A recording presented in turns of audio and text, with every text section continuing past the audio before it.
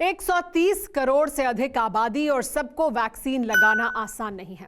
जनवरी 2021 से देश में वैक्सीनेशन अभियान शुरू हुआ, लेकिन अब तक करीब 18 करोड़ लोगों को वैक्सीन ही लगी है। लेकिन कोरोना की कमर तोड़ दूसरी लहर वैक्सीन को जान बचाने का सबसे बड़ा तरीका बना दिया है। तो वैक्सीनेशन को लेकर लोगों में जागरूकता बढ़ी है, टीके की डिमांड भी बढ़ी है। राज्यों के पास टीके का स्टॉक कम या खत्म हो गया है। इससे केंद्र सरकार पर वैक्सीन की सप्लाई को लेकर दबाव बढ़ गया है। आखिर देश में कोरोना वैक्सीनेशन का चैलेंज क्या है? देखिए टेली सीरीज का ये एपिसोड, आरोग्य स्ट्रोक ऑफ लक।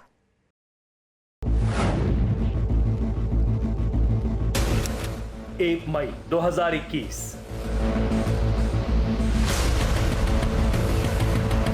1 मई 2021 से केंद्र सरकार ने 18 से अधिक उम्र के लोगों को वैक्सीन लगवाने की इजाजत दी। इस अनुमति के साथ ये तस्वीरें सरेआम हो गईं।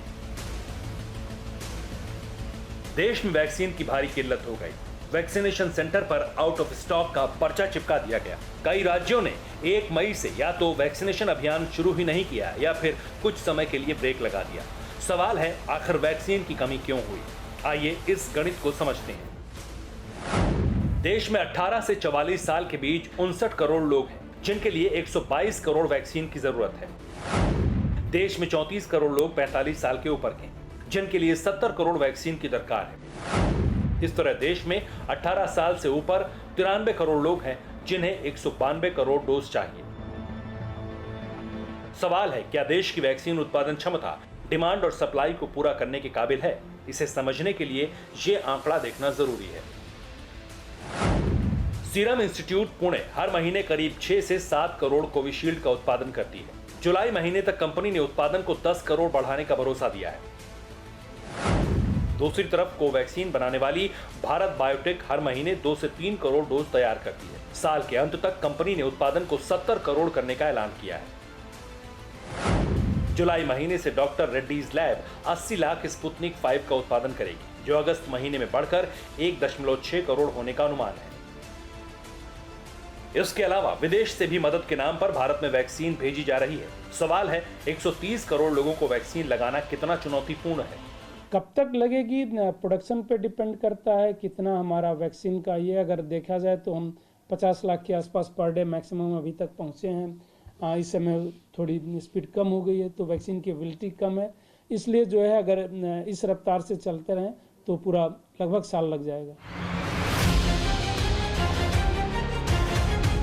ऐसा दावा किया जा रहा है कि साल के अंत तक कोरोना का टीका सभी लोगों को लग जाएगा, लेकिन कुछ रिपोर्ट्स के मुताबिक वैक्सीनेशन का काम मई 2022 तक ही पूरा हो पाएगा।